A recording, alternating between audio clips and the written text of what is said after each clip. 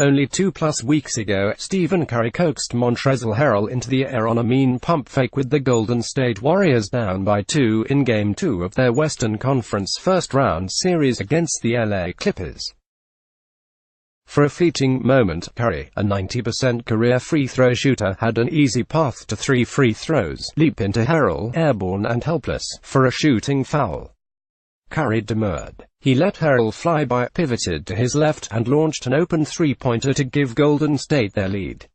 He missed. The Warriors lost. Curry drew some criticism, including across ESPN television the next day, for not flinging his body into Harrell.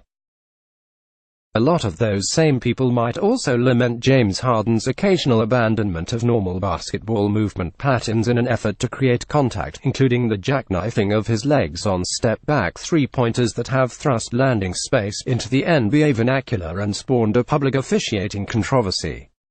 Those two acts, a shooter in Curry's position leaping sideways into an airborne defender, Harden extending his legs, aren't quite the same thing, but they're cousins. It would have been interesting to have a candid discussion with Golden State's coaches after that Clippers game about Curry's decision. On some level, they probably wished he had taken the free throws. For years, Golden State's coaches have tried to convince Curry and Klay Thompson to leverage the fear of their shooting ability, and the connected power of their pump fakes, into easy points. Steve Kerr once froze the video during a film session to highlight a moment when Curry might have been able to draw contact using a pump fake, Bruce Fraser, a Warriors assistant coach, told ESPN last season. "Teams run at Curry like they're scared to death of his shooting," Fraser said then. Kerr even queued up tape of Mahmoud Abdul-Rauf, master of many fakes, including an extended two-arms overhead pump fake that looks almost like a faster version of Chandler Parsons' exaggerated pump fake today. Perhaps Kerr has personal memories of Abdul-Rauf lighting up the Bulls for 32 points in a February 1996 Nuggets-Bulls game, one of only 10 Chicago losses that season. Here's Nick Young executing it as the Warriors bench, knowing the Abdul-Rauf history, goes bananas. Even if Curry evaded contact, he could still pump and drive his way into the paint. Everyone is so afraid of him. I'm always trying to get him to pump fake more, Kerr told ESPN in late 2017.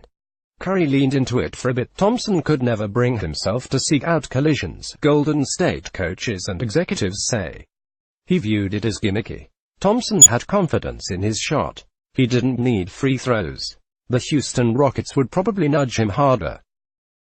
Part of what makes Golden State-Houston such an irresistible rivalry is that the teams stand as ideological opposites within the deepest recess of the basketball cells.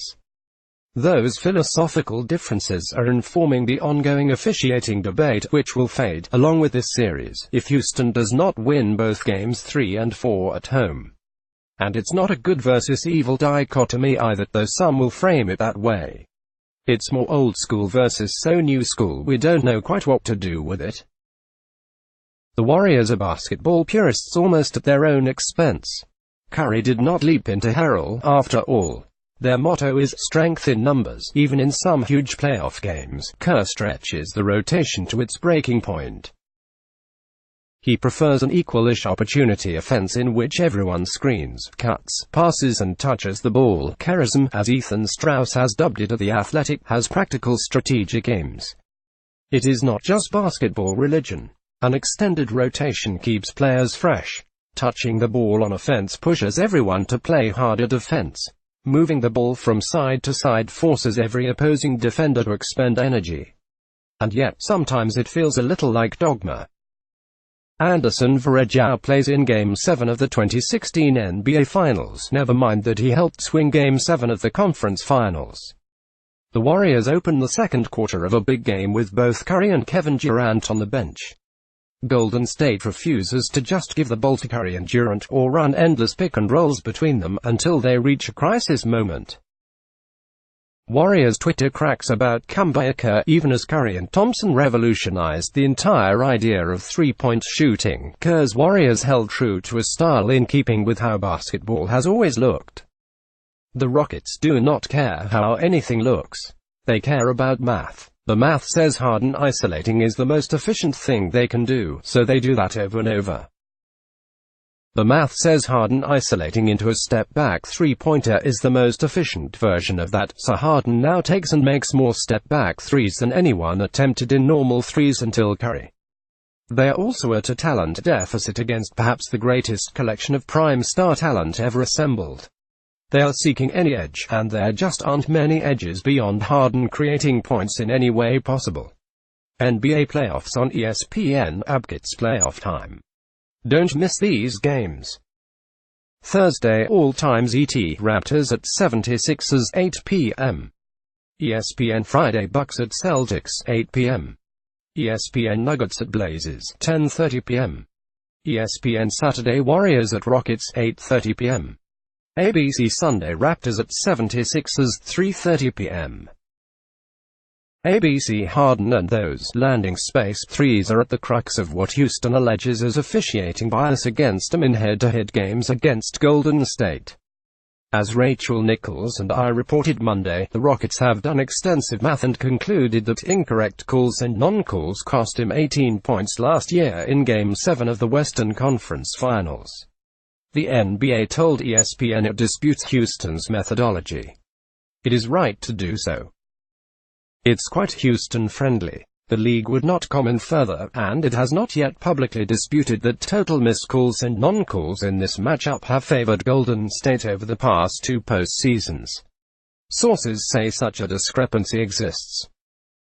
While there have missed calls going both ways, the discrepancy has amounted to approximately 3 additional definitive missed calls per game that have disadvantaged the Rockets. That does not include gray area uncalled potential infractions the NBA flags upon enhanced review and deems inconclusive. The NBA declined to share any such data, as it is confidential. Also, such a discrepancy would inevitably exist, to some degree, in any head-to-head series between any two teams, and could flip in the other direction at any time, given the small sample sizes. Here's a thing the NBA has found after years of parsing data about officiating: even though they earn heaps of free throws, most ball-dominant superstars do not get close to every call they deserve under the letter of the law. Most have a sizable ratio between incorrect non-calls, those they deserve but don't get, and undeserved fouls drawn. Cut to Shaq nodding. That is inherent to being a ball-dominant superstar. Some beloved teams, Pat Riley's Heat, Jerry Sloan's Jazz, famously defended with non-stop handsy physicality because their new referees simply could not call every foul. If they did, games would last 4 hours. Ball-dominant superstars suffer from something like the corollary of that. A few seasons ago, Harden's foul ratio was likely typical of a ball-dominant superstar, or something in the upper bound. That ratio likely increased as Harden pushed the boundaries of individual usage and embraced the step-back three at such high volumes. For better or worse, Golden State's egalitarian style mitigates this sort of extreme foul ratio issue with Durant and Curry. For the record, Kerr has coached with more urgency in these playoffs. He started the death lineup from the jump against Houston, and has been more willing to let Curry and especially Durant cook. Kerr is of course correct that referees miss calls on both in every game, especially on drives. It's just that neither has the ball as much as Harden. If the Rockets are victims, they are at least somewhat victims of their own math-based modernity, of their unique dependence on Harden, and his step-back three. By the way, credit Harden for accepting that burden, even if he enjoys it. It is taxing. He is bigger and stronger than Curry, and stouter than Durant. He can absorb more blows. The refs can't call everything. Some of the calls they miss against Harden, including a couple in Game 1 of the series, rob Houston of these newfangled three-shot fouls. A three-shot foul is more profitable than almost any other outcome of an offensive possession. As ESPN's Kirk Goldsberry put it on a podcast this week, a three-shot foul on Harden produces more points on average than an uncontested Giannis Antetokounmpo dunk. Those potential fouls, at least the way Harden produces them, are more or less brand new to basketball. What even is at landing space? How far does it extend? How far can Harden jump forward? How far does any human need to jump forward, to use his legs for extra power on step-back triples almost no one was even taking 5 years ago? How far forward does Harden's defender get to jump? One Western Conference team instructed its players not to jump forward at all against Harden's step back, for sources with that team to stand still and raise their arms up. Jay Williams on ESPN's Get Up this week literally laid 2 strips of masking tape on the floor and hopped between them like an overgrown bunny to illustrate what was and was not an appropriate leap forward on jumpers. If we reduce to that sort of granular analysis, in slow motion, in pristine studio environments, what are referees supposed to do during live games? Some calls are obvious. Thompson violently invaded Harden's landing space on 2 shots when Harden did not move forward much. Bad missed calls. Harden's leg kick in the direction of Draymond Green on his game-tying attempt in the final seconds of Game 1 was blatant and unnatural ref bait. The Warriors bend the rules, too. They just do it in ways that everyone has agreed upon as semi-acceptable parts of basketball culture. They sometimes set moving screens to free shooters. They grab and hold on defense when they can get away with it. And boy howdy, do they complain to referees. The ways that Houston bends the rules are new and unfamiliar. The Rockets have argued the league's most experienced officials, the ones who comprise most playoff crews, are least likely to award Harden 3-shot fouls. Tom Haberstroh of NBC Sports wrote Tuesday that Harden has earned fewer 3-shot fouls per game in the playoffs than in the regular season. Had Curry thrown himself sideways into Harrell, some commentators would have surely argued that he had earned that bit of contrivance with a real basketball play, a pump fake. Illegal screens, a tactic every team uses but one which the Warriors perhaps use more effectively and aid much better shooters, are seen as cooperative acts. They are one teammate helping another. We lionize physical defense.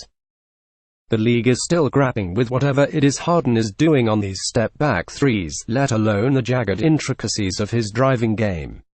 In contrasting the pump and jump into a defender play, the one Curry did not make against Harrell, with Harden's landing space attempts, several coaches and executives offered this distinction. Curry is tricking the opponent, Harden is tricking the referees. One is closer to real basketball. Those 2 acts are different. Again, they are cousins, not immediate family. But illegal screens and under-the-radar grabbing and holding could be framed as tricking referees, too.